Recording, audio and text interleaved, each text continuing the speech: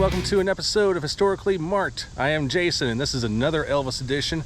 This time I'm in Memphis, Tennessee, and right in front of me is the place where Elvis gave his first major music performance, the Overton Park Shell. And I'll tell you more about it. There's 3 markers here, and I'll combine as much information, and I'll tell you a story here. So, and we're going to go on stage as well, but I don't think I'll be singing and dancing like Elvis did. So come with me. All right, so I'm at the top. I'm going to be going down there eventually. That is the shell. It has been saved from demolition many times, but this is a well-detailed historical marker put up by the Shelby County Historical Commission in 2016. When this was first dedicated, the Overton Park pledged itself to the future of music in Memphis. And boy, were they right. Now they did at first have the Memphis Open Air Theater, which programmed light opera and musicals with orchestra from 1938 to 1951. And then also the local musicians union staged Music Under the Stars from 1947 to 1977. And then there's more information, but I'm sure it's going to be on the historical marker down there. And then it talks about Elvis and how he launched his performing career from that stage. During the Civil Rights era, blues artists and fans ignored a culture of segregation to gather for the Memphis Country Blues Festivals from 1966 to 1969. So I'm just going to go ahead and make my way down there to the left. Alright, so now I'm going to go ahead and check out before I hit the stage or go near there. But this is from the Tennessee Music Pathways. The Overton Park Shell is now one of the few remaining Great Depression era band shell theaters. Despite efforts to have it razed, it was saved and renovated. The shell has hosted all categories of music and theater. Elvis Presley's first major appearance was here. During the Depression, public works projects were initiated under the auspices of the Work Progress Administration, and then subsequently the Work Projects Administration, launched in 1935 as part of President FDR's New Deal. In Memphis, the WPA and the city administration under Major Watkins Overton constructed a band shell and a monkey park. The shell opened on September 6, 1936 in Overton Park, named for one of the city's founders, Mayor Overton's great-grandfather John. The design by Max Furbringer and his associate Merrill Ehrman was based on similar band shells in St. Louis and Chicago. I did not know St. Louis had one. How about that? But the Memphis site is a natural amphitheater, and concerts have been held here on improvised stages before the shell was built.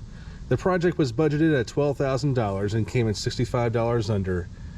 Memphis's WPA band and the Memphis Symphony Orchestra were among the inaugural acts.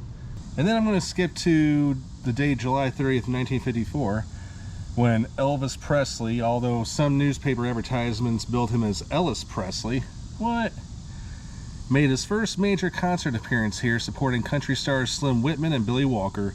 Presley's first record had been out less than 1 month. His legs shook out of nervousness, creating a response from the audience. "My manager told me there was hollering because I was wiggling my legs," he said 2 years later.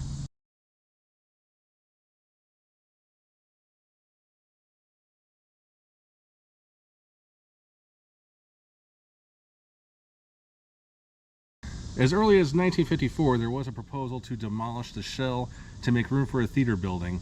In 1966, the city of Memphis turned over the site to the Memphis Arts Center, reviving plans to demolish it. Violinist Noel Gilbert, who conducted the Memphis Concert Orchestra, led a drive to save the shell, earning it a reprieve. And then, there's more history, from the 1970s, but I'll skip to 1982. The National Conference of Christians and Jews proposed raising funds for restoration, and the shell was renamed in honor of Raoul Wallenberg, a Swedish diplomat who had saved thousands of Jews from Nazi death camps. The campaign could not raise the required funds, though, leading to yet another plan to raise the shell to build a parking lot for the Brooks Museum. And then, Mayor Dick Hackett pledged to fund the renovation if a private group would spearhead an arts program. The shell lay largely disused until 2005, when the city partnered with the Mortimer and Mimi Levitt Foundation to renovate it and present 50 free concerts a year. Renamed Levitt Shell at Overton Park, renovation was begun in 2007. It reopened on September 4th, 2008. On March 3rd, 2022, the Shell returned to its historic name, the Overton Park Shell. And then here is, even though I'm standing in Tennessee, Mississippi, there are a few Mississippi Blues Commission markers outside the state of Mississippi, but here's one of them. I even found one all the way out in California, in LA, at the Grammy Museum, but that's a little besides the point. But it talks about all the musicians who have played here. In addition to Elvis, there was Buka White, Furry Lewis, Fred McDowell, Albert King, North Mississippi All-Stars. That's about where Gladys and Vernon sat the first show. What'd you say? That's right over there. Right here? Yeah. Where Gladys and Vernon first sat? Wow. That is so cool. And yes, this is where he once was, at the Overton Park Shell. And apparently the guy I was talking to said there's a museum, but unfortunately it doesn't fit in my schedule today. He said it would take about 45 minutes to go through, but maybe for next time.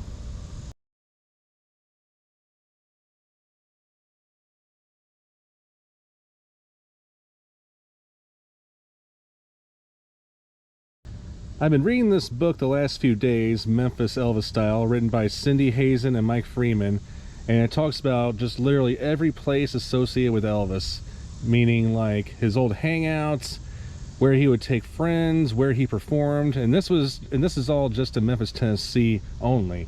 And of course it mentions this place, the Overton Park Shelter, and there's plenty of great stories worth sharing, and I'm not going to plagiarize them, but I'll just do my best to put in my own words.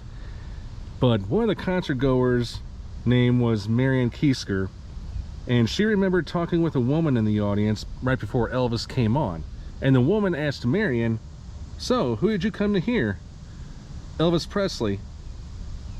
The woman said, "Who?" "After the show ends, you won't ask me again." Yeah, even that early in the stage in the career, I mean, Marion Keisker knew Elvis had a lot of charisma that would make him the star he would become. And I'm just gonna walk on stage real quick. I don't know who has performed here in many recent years.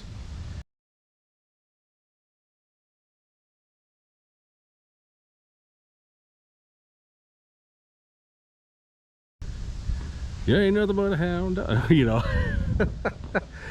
I don't know exactly where Elvis stood, but yeah, maybe it was right here, maybe not. Hey, Mom and Dad. All right, thanks so much for tuning into this episode of Historically Marked. I am Jason, just right in front of the Overton Park Shell, where the king of rock and roll gave his first major performance right here in Memphis, Tennessee. All right, I'm Jason signing off.